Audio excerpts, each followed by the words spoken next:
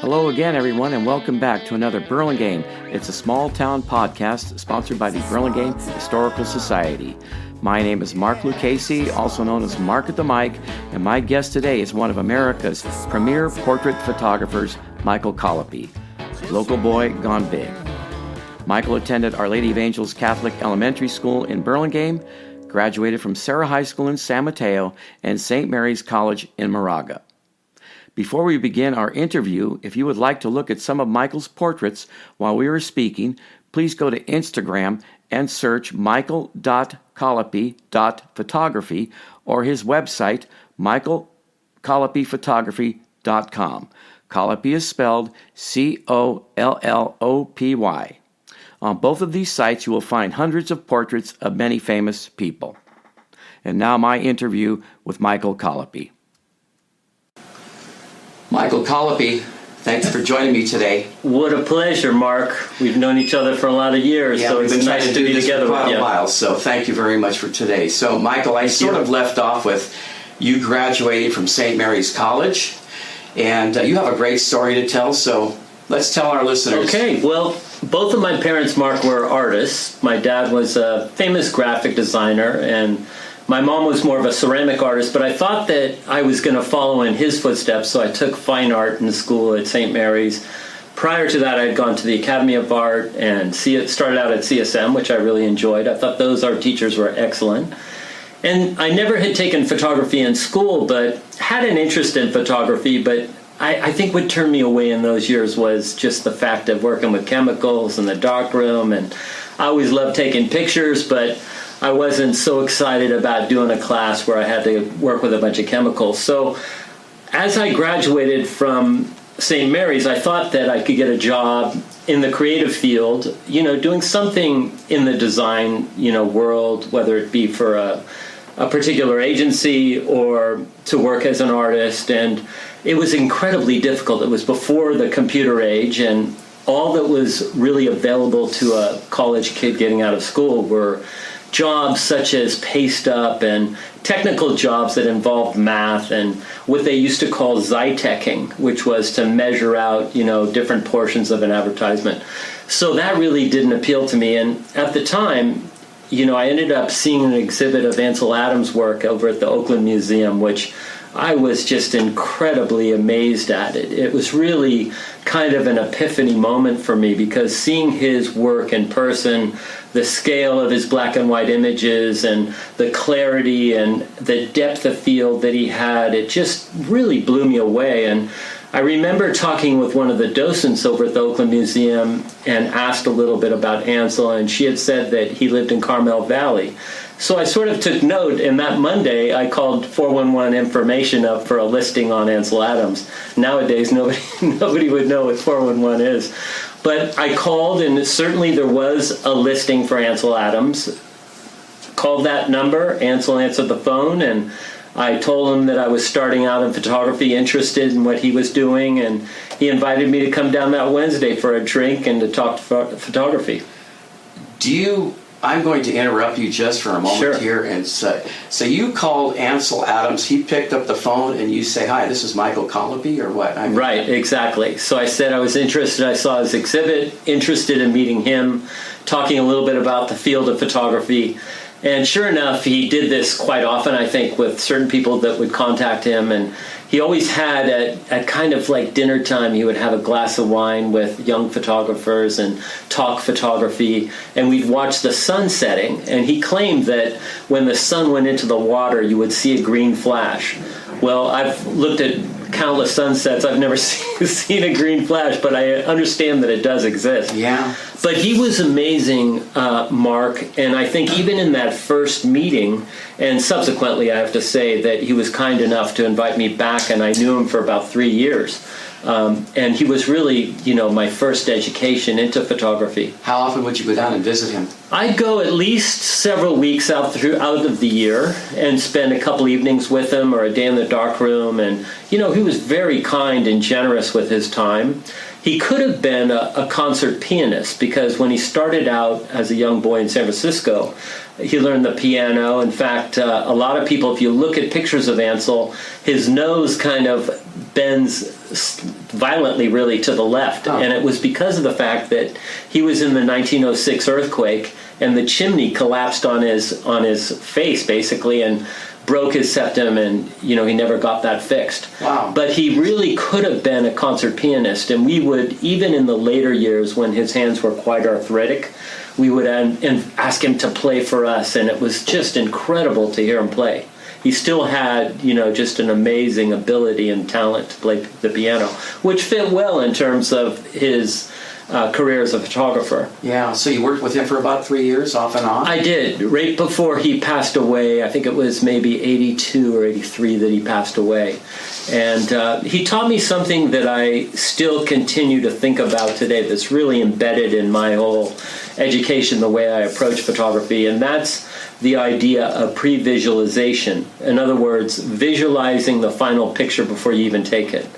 And I think that could apply to anybody's business, in terms of thinking about how are you going to accomplish something, visualizing yourself at the end result of that. And even if I haven't met the individual that I'm photographing, I'll oftentimes think about that, pre-visualize how I'm going to light them, how I'm going to pose them, how the dialogue is going to go, so I can ascertain some sort of emotion to come across.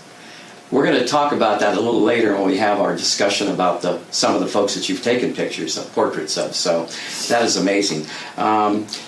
What happened after Ansel? Where did it go after that? Well, after working with Ansel and seeing his work, in fact, it was very interesting. The only regret I have, Mark, is not going through his garbage can and taking out all the prints that he would throw away. Because what he would do is he would actually take his prints, and sometimes he would cut them in half, put them in the microwave, and wait to see how they would dry down. So that would give him some sort of a template as to how his images would dry.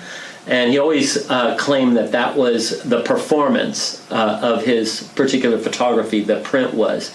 But he was painstaking with his print process in the darkroom. But I thought after working with Ansel that there's no way I'll make a living as a landscape photographer, and I'll never get to the point of being like an Ansel Adams out there. And I was always drawn to people. In fact, I spent so many years here in the Burlingame Library. This was a big focus for me as a young boy, and I would walk the mile from my house to here and spend hours looking at magazines such as Life and Newsweek and Time, and looking up all my heroes, the Beatles and the Kennedys and World War II, and interesting topics, and I would spend hours in the library. So that was really my formation. After working with Ansel, though, I realized there was no way I could make a living as a landscape photographer, and I saved my money to go to New York to stay at the Y and hope to get that same kind of situation with Richard Avedon. Richard Avedon at the time was really, and probably even today, known as the greatest portrait photographer. And now you have Annie Leibovitz, and you have a host of really wonderful portrait photographers. But in that day, it was really Richard Avedon and Irving Penn. Did you take the same approach? You looked him up in the white pages, or what? I did. I knew where he lived and where his studio was. The trial was trying to get a meeting with him. So I literally went back to his studio for about 10 days straight before his studio manager allowed me time with him. And it was maybe a half-hour conversation with Richard Avedon, which was all I needed to be fired up and to come back and to build a portfolio and to start a career as a portrait photographer. Really? Yeah, he was really the epiphany moment, I think, that I had in regard to... Because I was well familiar with his work. My folks... on the weekends, much to my chagrin and my brothers, we'd rather be playing sports in the schoolyard. But they would take us to art galleries and museums, and that was really a great education for me. Where you cultivated your taste? Definitely. And we saw some of Richard's exhibits through the years, and that made a big impression on me as a young boy. And here was a person that was trying to focus on individuals of accomplishment, which I thought was an interesting kind of foray into photography. And I always had been interested more in people than in taking photographs, but my first camera in high school was a Kodak Instamatic, and I would take pictures of sunsets and up at Folsom Lake and various places, and looking back, I realized how awful they were. But at the time, I was pretty charged up thinking these were great pictures. Yeah. Did you do yearbook pictures at Sarah or at St. Mary's? I never did. You know, I never really was involved with photography prior to graduating. Yeah. So never took it in school, and always liked the idea of taking pictures, but never really had photographed through my younger years. So when you were done with Ansel, I mean, when your work was complete with Ansel and Richard, how old were you, more or less? I was in my early 20s. Not married yet? No. Okay. So you come back to the Bay Area, you're ready to start things up. How did things roll from there? So my idea, Mark, was actually to build a portfolio of sort of local San Franciscans or people who hailed from San Francisco that had made a note for themselves or accomplished something. So I built a portfolio of people like Louise Davies, and at the time it was, you know, Michael Douglas, who was shooting the streets of San Francisco, and, you know, a wide variety of people like that, Joan Baez. And I remember Louise Davies, with the picture I had taken of her, she really got very interested in me as a photographer, and she actually bought my first camera for me. No kidding. Yeah, she was very, very much, you know, an advocate for my work in those early years. She gave me my first exhibit, and it was really that portfolio that I presented to Circle Star, the local theater, to see if I could get a job there as the house photographer. Prior to that, I was taking pictures for a school portrait company in Redwood City. Yeah, and that was, right, I didn't last too long there because I was asked to photograph what turned out to be about 1,000 students up in Washington in a day with very little breaks. And I thought, this isn't quality work. But, you know, I didn't last long there. I was never good in a corporate structure, I don't think. Yeah. But I did learn a little bit of lighting in that particular job. And then when I brought it to the manager at the Circle Star, they happened to be right in between managers, and they ended up giving me a job there as the house photographer. And that was where, in '78, I had the opportunity to meet Frank Sinatra and to take his pictures. And then it was about 6 years later that he hired me to do some photography for him, which lasted for about 7 or 8 years. And we're going to talk some more about Frank a little bit later. Sure. So let's just hit the Circle Star for a moment. Can you just tell our listeners some of the folks that came through there that you took portraits of? Oh, they had just the wide variety. It was always quite interesting because, you know, you'd have a comic perhaps maybe on a Monday or a Tuesday, then you'd have an R&B band on Thursday. Friday nights were a big soul kind of performer. You might have a country artist. There may be a headliner on Saturday, and that would lead over to Sunday. So there weren't a lot of days that we were dark. Yeah. There were all kinds of great entertainers. You had like Aretha Franklin, Marvin Gaye, of course Frank Sinatra, Sammy Davis. Prince was there. I remember Prince opened up for a particular act and was booed off the stage. Really? Because they thought he was so outrageous. Yeah.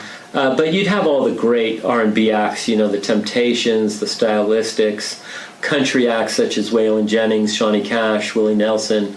You really had the gamut of entertainment. And in those days, I have to say, the first owner of the Circle Star had some interesting kind of connections, you know, to Las Vegas and the underworld in Las Vegas. And, you know, I remember Sinatra always was linked, in fact, to mobsters. And, you know, I never saw that, but I do know the fact that the mafia owned a lot of the, you know, casinos and the salons that he sang in. And, you know, that was really the connection more than, you know, doing something that was illegal or with the underworld. Yeah, and it was Frank that also gave you sort of a break, wasn't it? He did. You know, I was in a job search with him with another photographer who I knew quite well, who was Tony Bennett's photographer. He had much more experience than I did, and he, you know, had probably 2 or 3 decades on me. But Sinatra said, hey, let's give it to the kid. And, you know, I was known as the kid for him for quite a few years before he knew my name. But he did give me the first big opportunity. Yeah. You know, that was not too far before I got married. And once we got married and I had that account, you know, we were able to buy a TV and a lamp for our apartment. So it was really the first break. And, you know, Sinatra, if he liked you, he would be very loyal. And he ended up inviting me an interview, giving me recommendations with a lot of people he knew in the entertainment business. So suddenly I was doing work for people like Paul Anka, Stephen Eady, Liza, Sammy Davis, just a wide variety of people that knew him. And of course, if you're working with Sinatra, then that bodes well for anybody you happen to try to get a job with. Yeah. But a lot of our business is really word of mouth. But, sure. You know, I always say that I always felt like I was only one bad picture away from being dumped in the bay with cement shoes. So, you know, I always thought in those years I was very worried because it was film. And there were times where I felt like I didn't quite get it with him. And I would ask Jilly, who was his best friend and bodyguard, and he was the one that always associated me and helped me out, you know, with getting time with Sinatra when I needed to. And, you know, they always mentioned that Sinatra was a one-person take, that he would do one picture and walk out. But I really never found that to be true with him. You know, I was able to at least take, you know, a couple rolls of film when I would photograph for him, and when I was doing things for his corporation or various business ventures for him or magazines, he was always very generous and kind. And I miss those days because he would get us all laughing. You know, he was pretty good at impersonations. So he would impersonate Jimmy Cagney and Jimmy Durante, and he would have Jilly and I. It was usually just Sinatra, Jilly, and I in that particular studio, and he'd have us all laughing. And he loved talking about the old days. Yeah. You know, how tough it was on the buses and when he was singing for Dorsey. And you know, it was fascinating being with him. He was electric in person, and, you know, I've been blessed in my life to work with a lot of entertainers. Few like him, though. He was somebody that could come into a room and change the room just by being in it. Would you say that while you were at the Circle Star, this was like an aha moment that you knew you could go out and do this now? Definitely, because it was a great training ground, Mark. You'd have a wide variety of personalities. The country artists were always the best because they had no ego, very kind and generous with their time. You know, I remember just approaching these guys and asking them to take a portrait, because that's what my contract was at the theater, was to basically do portraits. And I had kind of carved that niche out for myself. Prior to me, the other photographers only did, you know, live performance shots. Mm-hmm. And I was interested in doing that, but mostly doing portraits. Well, didn't the Circle Star have a wall of portraits? It did, yeah. So my portraits in those years were all over the front lobby wall. Wow. And at one point, it's funny going back to Sinatra, I remember him coming out of the dressing room and asking me if I could get him some colored markers. And so I thought, okay, you know, I'll go upstairs and see what I can find. And I brought him back, you know, different colored markers, and yeah, I didn't know what he was using them for. And then after he left, I went into the dressing room, and he had made a clown, like actually drawn a clown, drawing with permanent markers on the wall. The only thing up on the wall, and when the building was sold and torn down, somebody had come in there and cut it out. So I'm sure it's worth a pretty penny now. But yeah, he was an artist as well. And a lot of these musicians that I came in touch with, Kenny Rogers, for example, he was quite a good photographer. And we would go to the Keeble and Shuckett in Palo Alto together, and we'd go out photographing landscape scenes. And Kenny was a good portrait photographer too, but he became a good friend. So you came to the end with the Circle Star, right? You saw it to the end? I did. I was there till the end. And then you sort of went on your own after that? Exactly. I had a studio right after that. And then, you know, as life would bring me down the path, I ended up getting a studio in San Francisco with a couple other friends, the Vanos, who hailed from Millbrae, who were great photographers and really dear friends of mine. Tom Vano Sr. was a world famous kind of war hero and a great photographer. He grew up with Tony Bennett, and he shot most of Tony Bennett's albums. And then Tommy is still a close friend. We were in business for many years, and we had a studio up in San Francisco, and then we moved that studio down to Burlingame. We were in the old Carrier bike shop. Yeah. I don't know if you remember that on California. On California. Exactly. I remember bringing my bike in when I was a kid to that Carrier bike store and talking with him. He was kind of gruff, kind of a gruff guy. Yeah. But I remember it well. So it was interesting to be back in Burlingame. Of course, it's been my home for most of my life. Right. And I still consider it my home. This is just the greatest place on earth. It will always be my home. Boy. So you do a lot of traveling. I do. In those years, Mark, I was working on a couple of books. My first book was called Architects of Peace, and that put me on the road for about 5 years, and I probably circled the globe twice at least. And I broke 3 metal carts because I was carrying a lot of my equipment alone, and it was just crazy because typically I used to like working by myself. There's no distractions. I like that opportunity of being one-on-one with somebody, and then there's no distractions. So I'd set up my lights and have a dialogue with that individual, typically if it was at their house in their dining room table. And it was all about the conversation and, trying to bring out some emotions in that particular dialogue. Your wife, Alma, does she travel with you much? She retired from her job right before COVID. And unfortunately, we haven't been able to travel so much with my photography, but I am ramping up now and starting to travel a lot more. Yeah. But she regrets not coming with me. I spent a week once with George Clooney in Italy, and I had a week with the Rolling Stones in Paris, France, and she regrets a few of those situations, but I did bring her on a few. I remember bringing her to meet Sidney Poitier, and Sidney couldn't have been nicer and sweeter with Alma and, with both of us. And she's met Quincy Jones, and I remember when I was working with Sinatra, he asked about my wife and wanted her to come back and see him perform, so he put her right in the front row with my folks.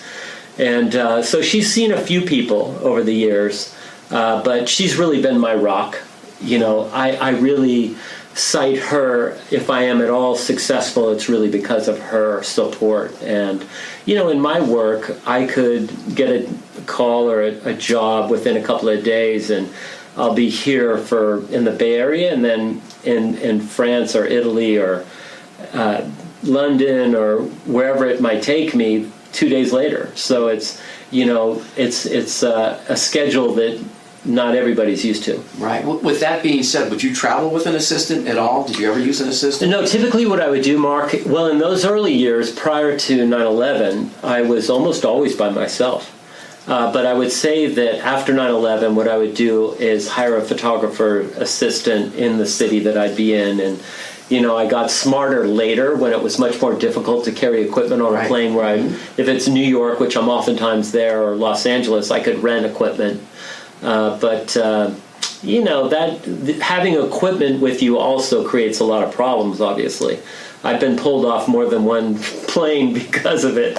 I remember being with the family, actually, because sometimes I would travel to photograph somebody, spend a few days, and bring them out so that we could have kind of a vacation. But I remember we were in London, and then we went from London to Rome, and we spent about 2 weeks in Rome. And as we were going home, I remember being in the passenger area, just about to take off in Italy, and all of a sudden I see some security officers coming up to the attendant, the ticket agent, and sure enough, they call my name. They pull me with them. They don't say a word. I go out of the airport into a car, and we start driving. Still, they're saying nothing to me. And we go for about 15 minutes until we're inside a building, and they open up my case. And ultimately, they were looking at my lights and thinking that, perhaps it was some sort of explosive, or, they didn't recognize what a power pack looked like. And, oftentimes with lighting equipment in those years, it could be a sign of caution, bringing them through the TSA. Yeah. But in Calcutta, too, I was held at the airport for an hour and a half because they didn't recognize what I was carrying. And they felt that I should have had documentation with me. So occasionally you do get that. And I've been held up by gunpoint in Mexico, and, I've had my share of being in difficult areas and not being in the right place at the right time. Yeah. Were they kind enough to take you back to the airport? They were, and I actually made the flight. I was surprised because we were actually headed back to the U.S. So, and I didn't have my passport with me or anything, so it was... Do you use an agent, Mike? I don't. I've never had an agent, Mark, and I've never had a publicist or somebody that represents me. It's really been all word of mouth, and it's been a true blessing. I never had predicted really coming into this field and thinking that this was going to be my trajectory. I really didn't have the ambition just to really work with celebrated people, but it's largely turned out that way. So it has been just an incredible blessing, and I've really met most of my heroes in my life. Growing up, I had a lot of wonderful heroes. When I was in grade school and I was 10 years old in 1968, my folks were big Robert Kennedy supporters for president. And he was going to be speaking, I think it was in San Jose. And so they took us as a family to go down there and meet him and hear him speak. And I remember that day, Mark, like it was yesterday. It was just a beautiful day, bright blue skies, and I remember him coming in an open bed, open-aired car. I think it was Redford Johnson that was holding on to his ankles because people were pulling at his jacket, trying to pop off the buttons for a souvenir. And I remember his smile and the fact that he was going a little bit gray around the ears and shaking his hand, seeing his smile. And it made a huge impression on me as a young boy. And then 2 months later, he was assassinated. And I thought, this is a man who was working in service for the people. And I thought whatever I was going to do in my life as an artist, that I would try to give back to the community in some way. And that's why I've always, throughout my life, been involved with nonprofits. Yeah. I sure hope our listeners are looking at some of these portraits on Instagram or on your website. And if they're not, they're going to look afterwards. This is just terrific, Michael. Michael, you mentioned pre-visualization. That's a tough word to say. It is. Yeah. And so I'm just wondering, how do you decide if you want to do black and white or color? Well, in the first years prior to digital, I was always working with film and generally working in black and white because really that's how I was taught through Ansel Adams, through Richard Avedon. I always feel that black and white is still the purest form of photography because it strips away any of the distractions that you get from color. Sometimes you can look at a picture and granted, there are color pictures that lend themselves to color. But I think that you can be quite distracted if somebody's wearing a bright color and you don't look at that face initially and find the emotion or have a connection with that photograph outside of flashy colors. So I think in the early years, and even to this day, I still probably prefer black and white because it doesn't have the distractions of color, and you can go immediately to the emotion. It's much more stark, obviously.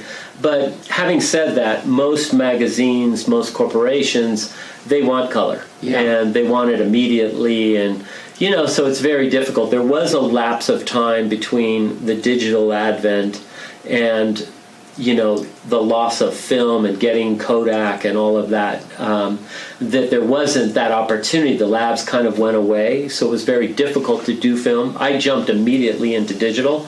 And in the first couple of years, having digital cameras that were quite expensive were very difficult from the standpoint of the quality. The quality was probably on par with, not far off the iPhone, actually, which, some people might find good, but, when you try to reproduce that or to get the tonal quality, it's not the same as film. Yeah. But now it's remarkable. And, it didn't take long. It was probably 6 months to a year after the digital advent that basically the digital cameras became fantastic, and now they're into mirrorless cameras. Ansel Adams actually predicted that for me. He said, it's wonderful that you're a young person because you're going to experience the digital age.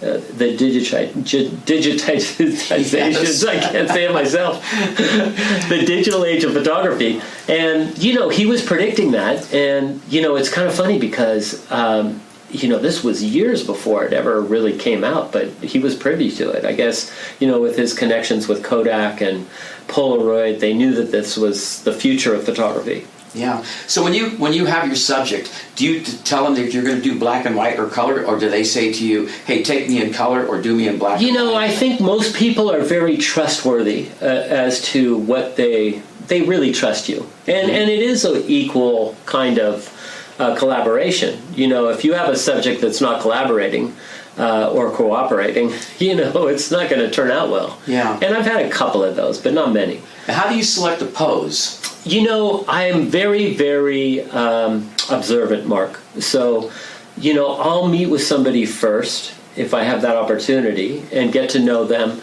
how they handle themselves, how they hold their hands, how they're sitting, how when you talk to them, they respond to you. You pick up a lot of details on individuals. I love using hands because I feel that that's another identifying factor in a particular subject. But in my case, many of the subjects are well-known subjects, so I can look at pictures of them before, see what other photographers have done, kind of get my own thinking of how I want to do them, how I want to photograph them. In fact, I believe that everybody, and this is true, everybody has a thinner side of the face and a heavier side. So my initial thought is I'm going to light the thinner side of the face, let the heavier side go into shadow, because ultimately I want to create an image that's three-dimensional as much as I can with a two-dimensional process. And then I'll light them vis-a-vis that way. But most of the time I'll put the camera on a cable release, because what I learned with Richard Avedon was the fact that it's very important to be face-to-face with somebody. And I would totally agree with that. Even now, it's much more difficult, obviously, with the digital cameras and now the mirrorless cameras where you have a flip-up screen. And it's much harder to do a portrait where you're not behind the camera. But it's very impersonal. And I think for all of us, none of us really like being photographed. I know I don't like being photographed.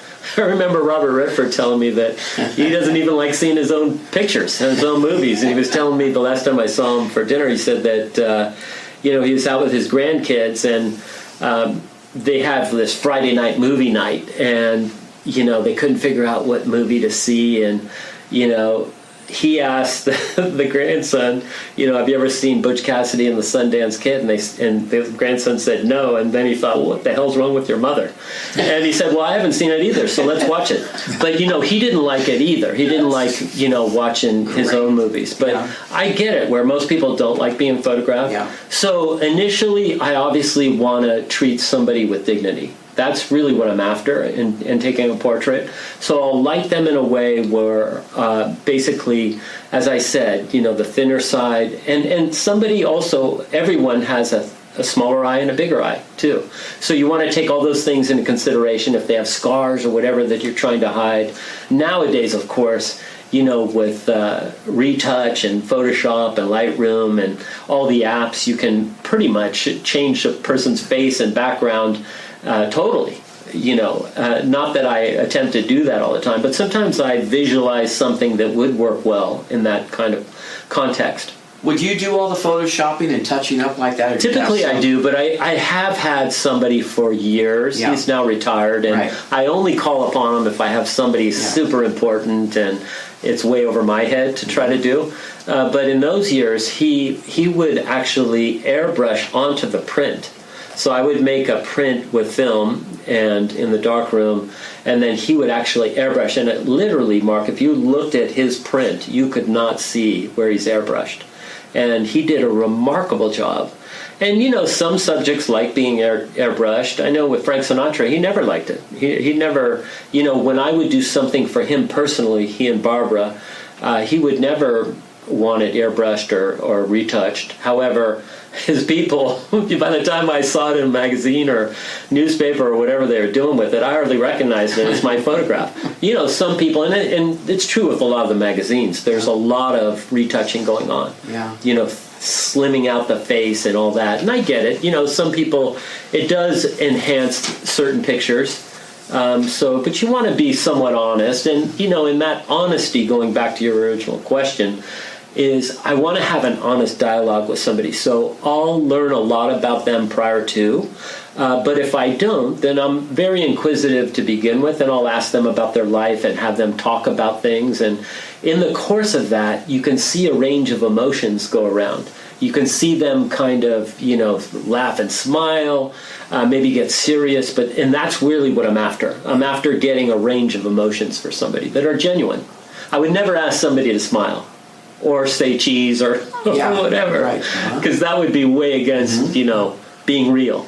So let's say you're doing a subject and you take a few photos. How many photos how many shots would you take on an average before you would say this is? Well, it just depends, Mark, because there are people that love being photographed and there are people that don't like it. And then you have the other aspect of it. If it's a world leader or a head of state, you have very little time. Sometimes you're lucky to have 2 or 3 frames, let alone, a half a roll or a roll. And because you're using, excuse me, Michael. Oh, sure. Because you're using digital, do you share that photo with them right away? I don't. You don't? I don't. And in the same way, when we had film, I would never share a Polaroid with them.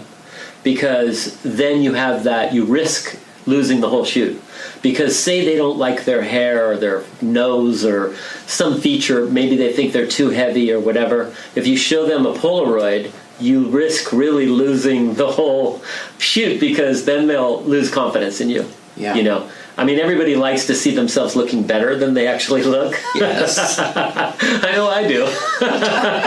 But, I think that in those days I would never show them a Polaroid. And the other thing, too, is I never wanted to risk taking a Polaroid where I could have that same image on film that would be much better to reproduce.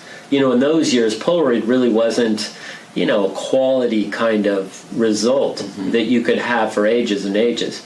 And in the same way with digital, I would probably never show them the back of my camera and, hey, this is what I'm seeing. Because then you do risk that confidence, and you also risk the time, of showing them where you could be in dialogue or you could be getting other pictures, or, I usually go in with the idea of lighting them in a certain way, having a dialogue with them, and then maybe trying out a few other things if they're open to it, and then just seeing where it goes. And it's always sort of this, kind of a tension that exists between the photographer and the subject. And I have my idea of how I would like to see that individual. And I'm sure that person has their own idea. And then it's like whatever happens. Yeah. And sometimes it works out. And a lot of times I feel like it doesn't, because I always feel like I could have done better, or I should have done this, or I should have done that. And things happen so quickly. That's why you have to be very, very observant. And I recognize things right away. And I have to say that when you're in front of somebody, it's different, especially if it's somebody famous. Seeing them three-dimensionally, they look different in person. Yeah. Some people look better, some people don't look better. Some people look quite different in person. I remember having this conversation with Neil Armstrong, the astronaut, and he was telling me sort of his thought about that, because he said when he came back from his lunar walk onto the command module, they went in the command module through the dark side of the moon. And he had a Hasselblad there with color transparency film. And he said it was a beautiful blue glow that the Earth's atmosphere was creating on the lunar surface. And he said the colors were just beautiful. And so he grabbed the camera and he took pictures, and he thought that maybe he had rendered what he saw. And then when they developed it, when he came back, he was quite disappointed with the results. And Going back to him for a minute, because it reminds me of a story that I had with him. So he was a fascinating guy to be with, and he was very, very shy and reserved, and felt that his place as being the first man was only because of circumstance. It wasn't because of anything he did personally. So I remember asking him what was the scariest moment of that mission. And he told me that the scariest moment for him was being on the lunar surface and knowing that Buzz had the only key to get back in the lunar module. I don't think he trusted, but if you look at that entry into the lunar surface, they had all kinds of alarms going off as the lunar module was coming down onto the lunar surface. And it was because Buzz had programmed so many rendezvous in case something were to go wrong. So they were calling Mission Control and saying, okay, we're getting this alarm, Buzz, such and such a number, and they'd go right down the list. But Neil had to steer that. Then he realized he was going right down into a crater where there were huge boulders, and he knew that would collapse the lunar module. Wow. So he only had 15 or 20 seconds to move laterally. And if anybody sees the footage, I think this was played on 60 Minutes one time, where he was testing the lunar module in Texas and crashed it. And then after crashing it, he went back to his office and continued doing work, and they said, Neil, you almost died there. And he goes, well, I didn't die, and I'm still working. But, he was able in 15 or 20 seconds to move that lunar module laterally and find a safe spot. But a remarkable man, and, I remember he wouldn't sign autographs for the people that came back to see him, but it was striking to me because it was really one of the first times that I saw kids and older adults and whoever came back to visit with him, just in awe. They were looking at him from a distance, and they were kind of afraid to speak to him. And, they just had a hard time perceiving that this was the guy who was up there, First and man. He was a very humble individual and a good sense of humor, and just gone too soon, 7 presidents. You photographed 7 presidents. 7 presidents, yeah, that's been quite interesting. Some I've known, pretty well, and I've had some interesting experiences with all of them.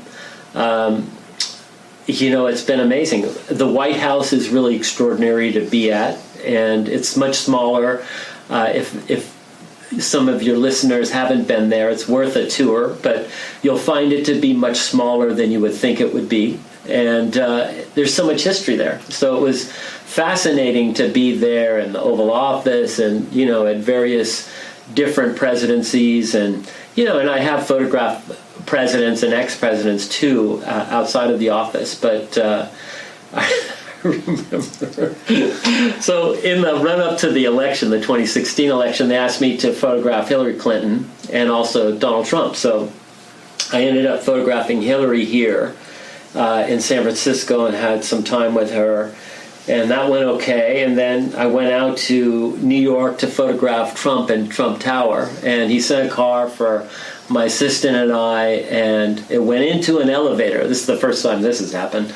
It went into an elevator and went up, I forget how many floors, 50 floors or whatever it was, in a dark elevator, the car. Would this be the Trump building? The Trump building, Trump Tower. Trump Tower, and so right. Then it moved on kind of like this conveyor system, and then the door kind of rolled up, and there he is, asking me if he can carry a bag or help us out to his office. It was just basically he, as I could see walking in, and his secretary. And he asked me right away, he said, I happen to have a former Miss America with me today. Is it okay if you take a picture of us together? And in retrospect, I see that as a quid pro quo. So I think he was trying to get a picture of her sitting on his lap. But my gosh. In any case, there have been some interesting experiences with the presidents. And when I wrote my Architects of Peace book and also this latest Courage book, the first person that wrote me back was President Carter. Just a very genuine and, heartfelt note. I remember being with Clinton for about a week, and I've also been the photographer for the local speaker series for 32 years. So that's been a fascinating experience as well, because we get speakers that come in for about a week, about 4 days, and you really get to know each speaker. because you have a lot of downtime. And in the case of President Clinton, when he was here, there was a lot of downtime, like an hour downtime before and after, where we were able to talk and engage in conversation. And I remember, I think it was in San Mateo, where somebody took him to task and just was railing on Clinton. And Clinton, fired back. And as soon as, that exchange happened, which was quite fiery and, pretty rough on both sides, he walked right over to me backstage and he said, "You and I will know what this is like, because we both have that Irish temper." But some of them you get to know quite well. And with Obama, he always used to invite me to the Medal of Freedom ceremonies, which I loved because he was decorating individuals who were some of the greatest Americans that we've ever known. And that was always fascinating. You have a great photo of Obama giving Bill Russell. Bill Russell, so many through the years with him. We used to get a Christmas card from Obama. He was quite charismatic. And then I remember being in a meeting with him right before I was to do a portrait of him. Mm-hmm. And I remember this meeting, and, he was just listening. And basically it was a very difficult topic. It was an economic topic. And then on the flip side of that, there was something to do with a terrorist actual kind of something that the FBI had brought to his attention. And, he was really looking at it from all angles, but he was in a room, and the desk, was filled with people on both sides, and each person would chime in with their opinion, and he was just a good listener, would ask certain questions, and that really was very interesting for me to hear and to be visualizing, prior to photographing him. So as soon as we got into the room alone being he and I and a couple of Secret Service guys and his chief of staff, I asked him about that meeting and his decision-making, and he said, when the time that it comes to the president's desk, you have about a 50-50 chance of it being right. And, a lot of times you're wrong, and you have to make amends, and you have to fess up to that. But, that decision hasn't been made prior to, clear cut, prior to it getting to his desk. So there's just a tremendous amount of weight on each of these presidents, I think. And they're only people, at the end of the day. And many of them are quite brilliant. Some of them not so much.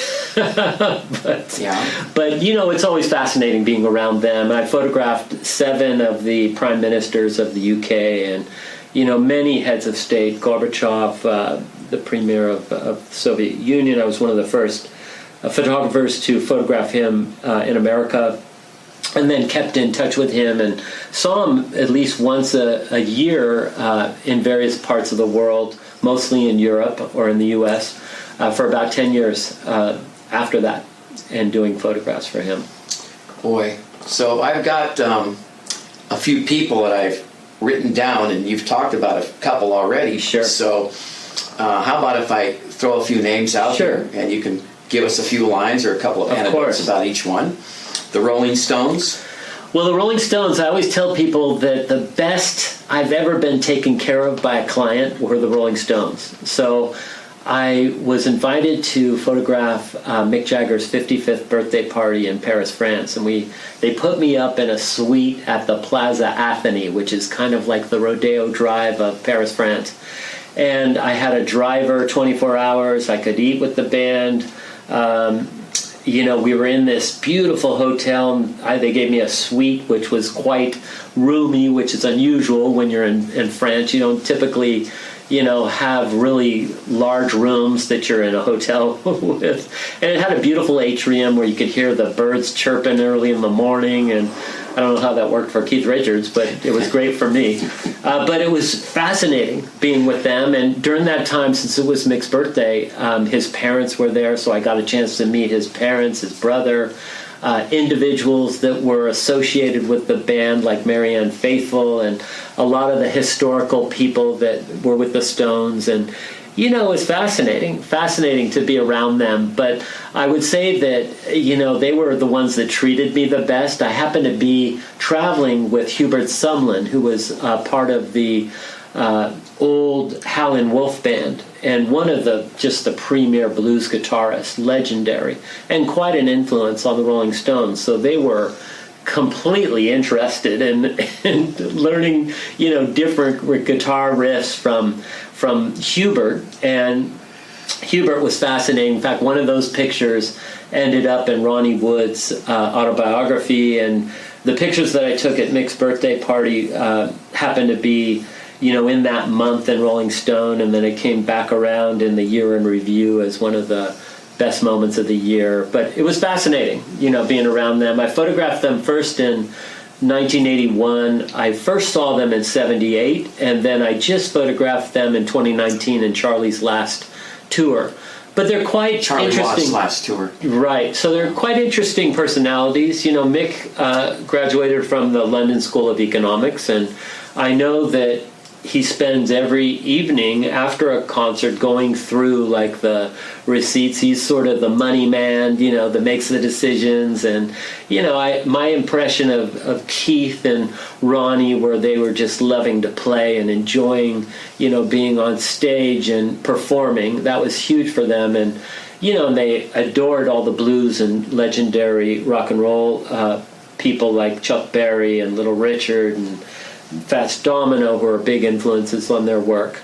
And Charlie in those years, I think, was much more comfortable as a jazz drummer. I still believe that Charlie was probably one of the greatest drummers in rock and roll. I've heard that and I've read that, yeah. And just a very nice, refined Englishman, dressed impeccably. And I remember eating with them. You could eat right with them and have any kind of food that you wanted, basically, except for the shepherd's pie, because Keith was always the first one to dig into the shepherd's pie before anybody else could. So, but I had some fun experiences. In fact, there was a funny story that happened. So I was Mick's invited guest, and I remember being in the room, and we had Johnny Depp with us, and my friends who were these blues artists that were traveling with us, and the Rolling Stones and their immediate family. And at that time, he was married to Jerry Hall, Mick was. And so at a certain point, I saw Joe Wood, who's now Ronnie Wood's ex-wife, go over and whisper something to Keith Richards. And then Keith came to me and threw me out of the room, thinking that I was some infiltrated paparazzi who snuck into the party.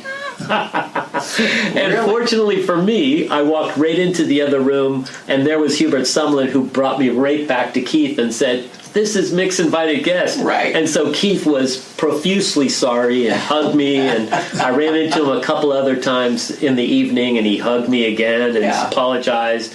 But it was quite an interesting experience for them, to be with them. And I still believe, as a rock and roll performance band, they're really fun to watch. I mean, it's quite a spectacle, to see them. And, we didn't get a chance to see the Beatles last long in terms of their live performance. And when you look at rock and roll acts and to think that this band is still going on strong at 60 years, it's crazy. Yeah.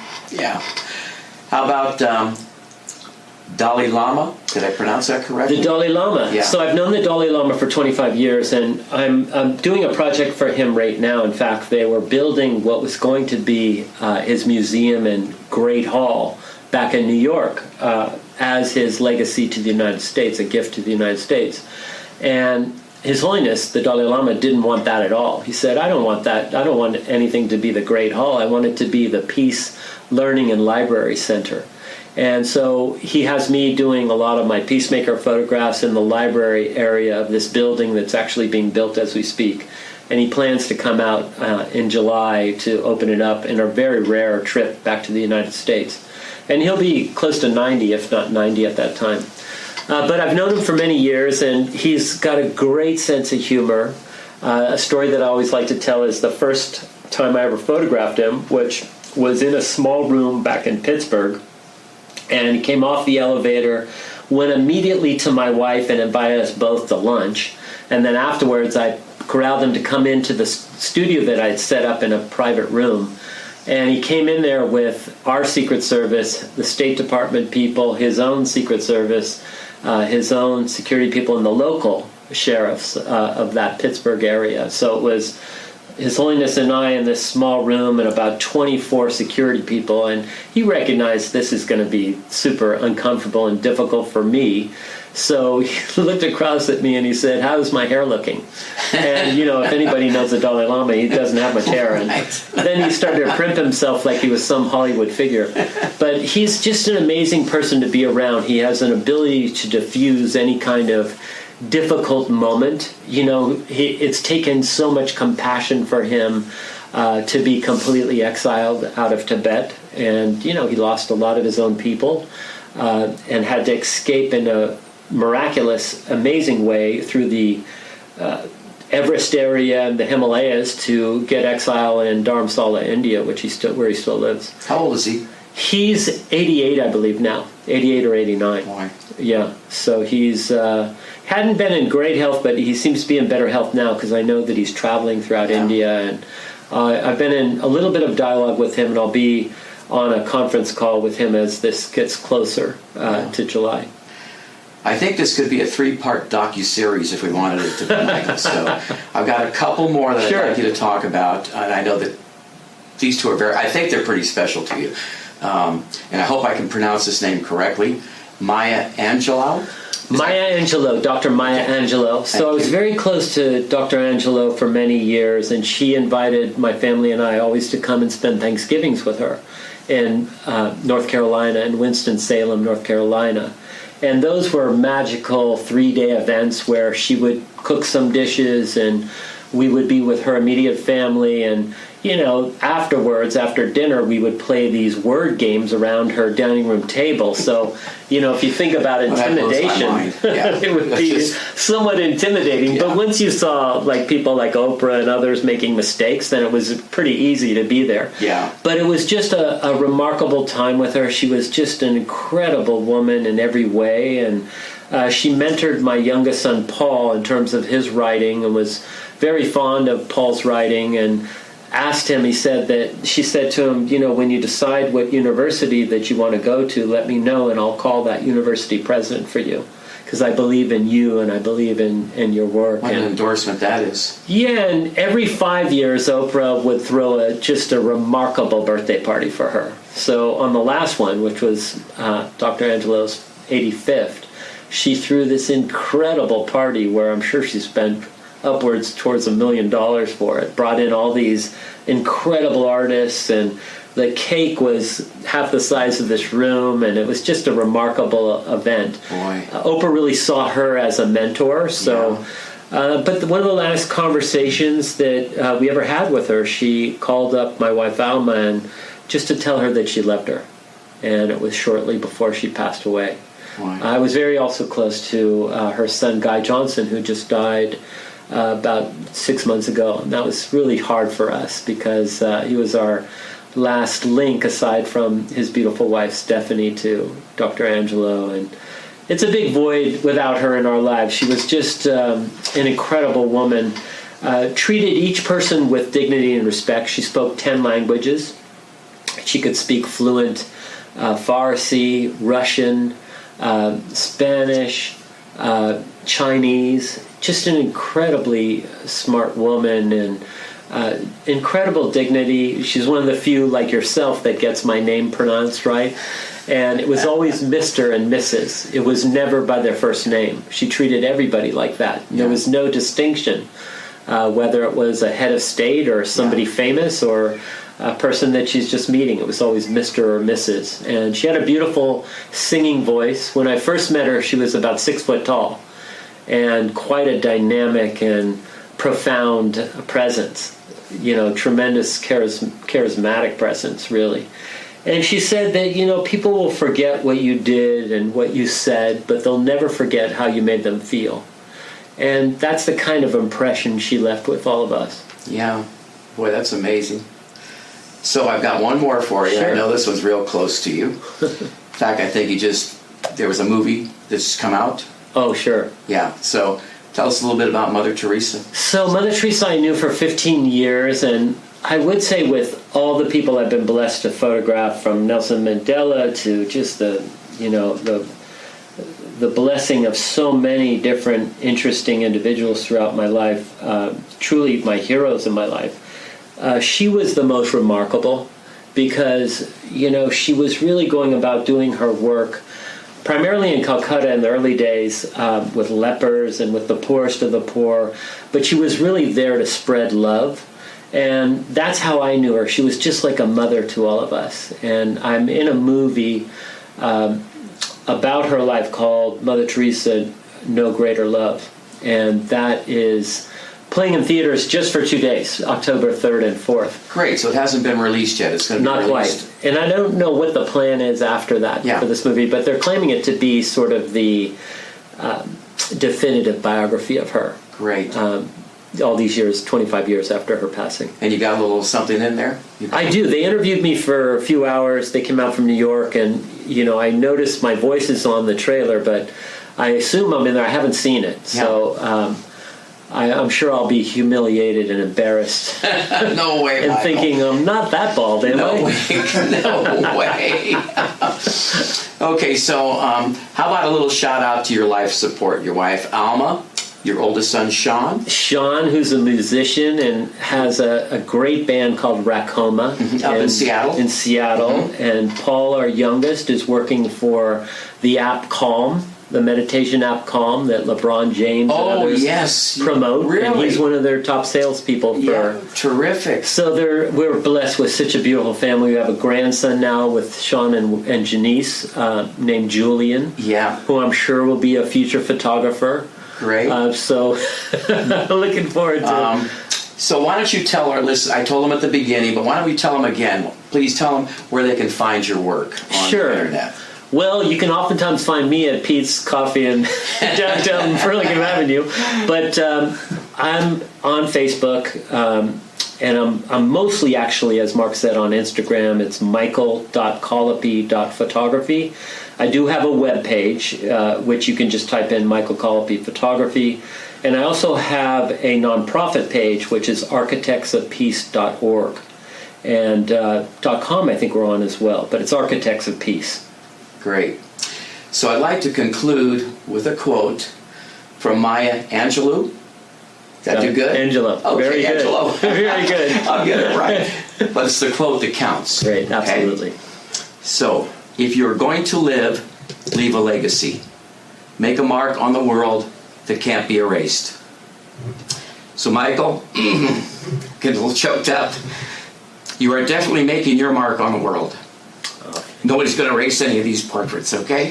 Thank you so much, Mark. You've been a dear friend, and I treasure your friendship. So thank you for inviting Michael, thank me. you very much. Thank you.